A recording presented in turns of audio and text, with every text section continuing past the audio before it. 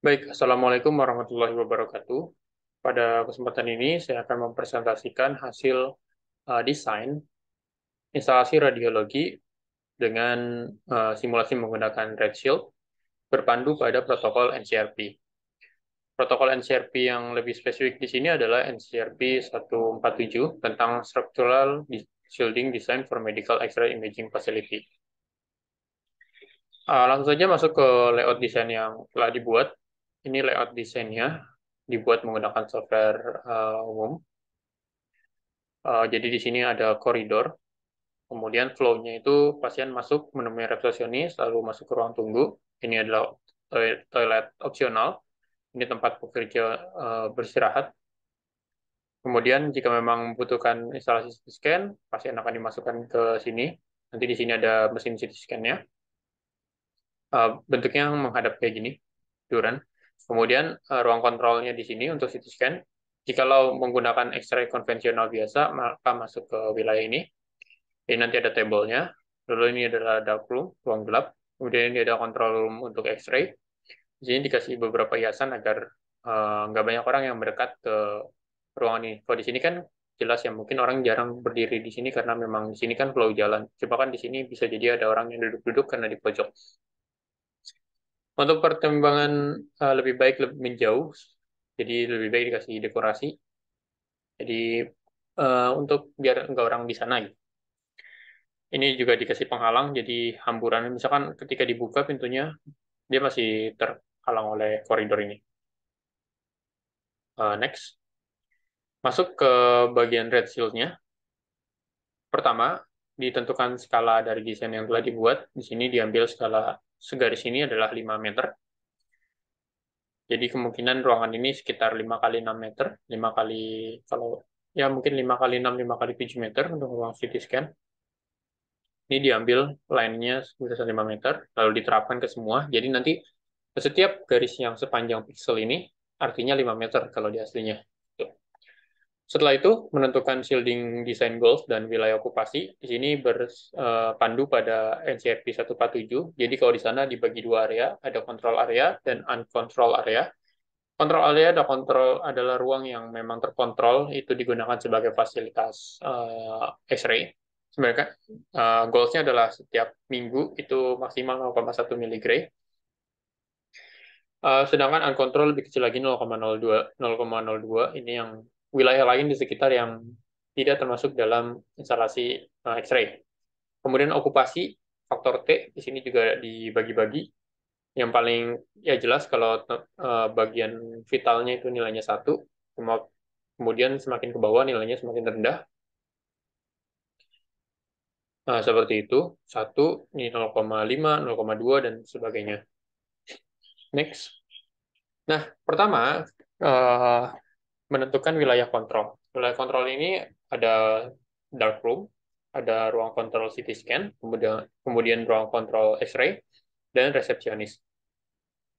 Dengan nilai faktor T, karena di sini pekerja itu lebih banyak diam di sana dan itu kan rutin di sana terus gitu.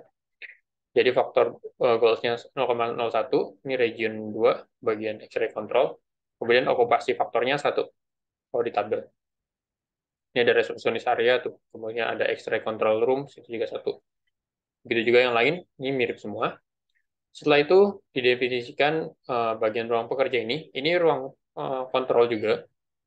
Cuma wilayah okupasinya rendah karena ini kan staf tempat istirahat ya. Jadi memang banyak pekerja yang di sana, cuma tidak stay di sana dengan waktu lama. Cuma sekedar tempat transit. Jadi nilainya 0,2 untuk okupasinya, 1/5. Kemudian wilayah uncontrol, ada koridor, ada ruang tunggu, ada toilet. Desain goal-nya 0,02 milisievert per week. Dengan okupasi faktor yang berbeda-beda. Kayak ini region 6, ruang tunggu itu 0,2, ini 1,5, pasien room, employee lounge, koridor juga nih 0,2, kemudian public toilet ini 0,05, nomor 7 nih, public toilet. Setelah itu, wilayah outdoor, jadi di luar ini dibuat wilayah outdoor, seakan-akan ini bagian luar, sekalipun itu sekalipun itu bukan bagian luar, pastikan ruang lain yang digunakan dan itu sama sekali tidak berkaitan dengan instalasi ini. Jadi dianggap sebagai ruang outdoor yang nilai bobotnya 0,140 atau 0,02.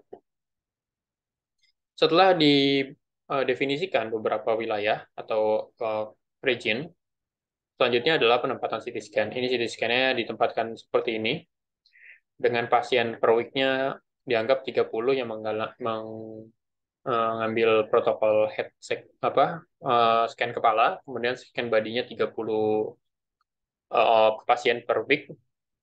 Kemudian untuk DLP dan tegangan itu semua standar yang biasa digunakan di klinis. Ini ada nilai-nilainya. Menggunakan 140 untuk kepala, untuk tegangannya, 120 untuk badan. Kemudian ya gitu. Next. Nah, kemudian kalau di sini ada ruang CT scan, kemudian yang ini adalah ruang X-ray konvensional dengan banyaknya pasien, dianggap 50 pasien per week atau sekitar 10 pasien per minggu di hari kerja. Bentuknya cross-table, jadi dia akan memutar bisa berputar mengelilingi tabelnya. Nah, kemudian setelah itu didefinisikan wall-nya atau dindingnya, dinding shield-nya. Di sini ada dinding 1, dinding 2, dinding 3, dinding 4, dinding 5. Ini yang bagian CT. Kalau dinding 1, sorry, ketutup ya. Enggak, dinding 1 ini leakage. Dan dia ada hamburan kebocoran, ada side scatter karena dia di samping. Kemudian dinding 2, ini primary wall, karena jelas di depannya. Jadi forward and back scatter, juga dimungkinkan adanya radiasi hambur. Kemudian pre-shielding juga dia bagi. Kemudian dinding 3, dinding 3 yang ini yang belakang, jadi ada back scatter.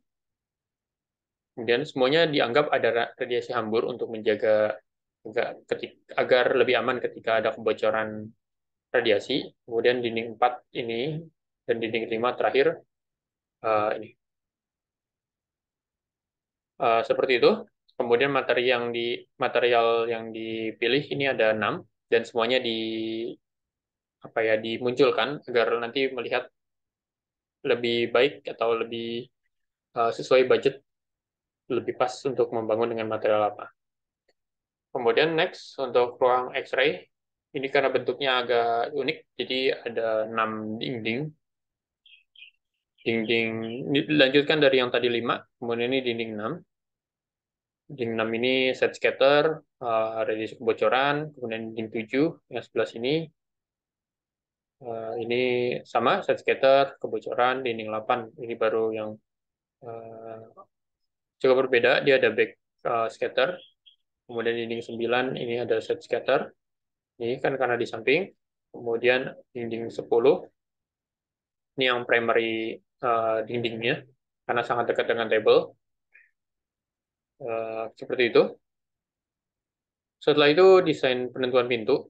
Pintu di sini ada pintu 1, pintu 2, pintu 3, sama pintu 4. Pintu 1 semuanya set scatter kecuali yang pintu 3 ini, pintu 2 sorry. Karena dia bentuknya hampir membelakangi ini ya. Jadi dianggap agar lebih aman, coba dianggap dia di belakang sumber. Kemudian di next. Selanjutnya pengaturan ini floor dan ceiling, floor lantai. Dianggap desain goalnya semua 0,1 karena di wilayah yang wilayah kontrol. Karena di atas dan di bawah, maka kemungkinan kalau untuk X-ray ini adalah set scatter. Kemudian yang CT scan ini juga 1 meter ke bawah, tapi kalau ke langit-langit, CT scan sekitar 2,5 meter. Kalau yang X-ray-nya juga sama 1 meter. Sama-sama desain goalsnya 0,1. Seperti itu. Next. Nah, setelah itu kemudian, setelah tadi didefinisikan bagaimana wilayah okupasinya, kemudian wall-nya, door-nya, lalu ceiling, floor, kemudian dijalankan kerma map-nya. Di sini ada bagian-bagian yang cukup tinggi, sekiranya akan dapatkan paparan radiasi yang besar. Semakin biru semakin aman, semakin merah semakin high radiation. Nah, kalau dilihat dari yang di ruang CT, yang paling sangat menjadi concern adalah wall 3 sama wall 1. Ini benar-benar harus bisa menjaga atau shieldingnya harus benar-benar tepat untuk memproteksi radiasi biar tidak bocor sampai ke ruang pekerja ataupun bocor sampai ke wilayah luar. Karena tadi didefinisikan bagian sini ini outdoor. Sedangkan untuk di ruang X-ray ini relatif aman di dalam ruangan ya. Jadi tidak sampai yang ini kan sampai menembus gitu. Untuk itu uh, kalau dilihat wall satunya kita perlu ketebalan yang cukup besar seperti concrete ini perlu beton ketebalan 40 mili atau sekitar 4 cm untuk sebagai shield. Kalau pakai gypsum sekitar 99 cm. Kalau pakai baja sekitar 2 cm dan pakai kaca itu butuh 4 cm. Bagian wall satu sama wall 3 ini yang tinggi-tinggi. Karena tadi kan kalau kembali ke bagian ini, wall 1 wall 3 ini punya beban penghalang radiasi yang cukup besar untuk menahan laju radiasi keluar, menembus ruang kerja ataupun ke wall-nya. Sedangkan wall 4, 2, dan 5 ini relatif lebih kecil nilainya. Kecuali yang 5 ini cukup lebih besar. Kenapa 5 ini menjadi lebih besar dibanding nomor 2? Karena yang 5 ini langsung berhubungan dengan ruang kontrol. Kalau 2 ini kan cuma koridor ya, dianggapnya koridor. Jadi orang ini kan tidak berdiam diri di sini, tapi bergerak. Tapi yang 5 ini kan ini harus menahan laju radiasi untuk pekerja yang bekerja di CT scan ya. Apalagi pekerja di sini kan pasti berada ketika CT scan-nya berjalan fungsi. Maka perlu menahan dengan ketebalan yang lebih besar. Nah, seperti itu. Kemudian untuk door-door-nya ini nilainya 0 karena berarti tidak ada perlakuan khusus sebenarnya untuk membuat door ini, jadi pakai apapun bisa. Kemudian bagian floor-nya ini perlu ketebalan yang cukup besar. Floor dan ceiling-nya, floor-nya perlu beton seketebalan hampir 8 cm. Ceiling-nya atapnya sekitar 7 cm. Itu kalau pakai beton. Kalau pakai kaca itu malah lebih tebal lagi. Ya, paling bagus pakai lead ini karena lebih kecil ya, cuma 0, ini pakai timbal kayaknya. Itu. Jadi begitulah hasil layout desain yang sudah saya kerjakan pada instalasi radiologi untuk dua modalitas yaitu CT scan dan X-ray yang masing-masing memiliki bobot pasien 30 sampai 50 orang per week. Lebih kurangnya saya mohon maaf. Wassalamualaikum warahmatullahi wabarakatuh.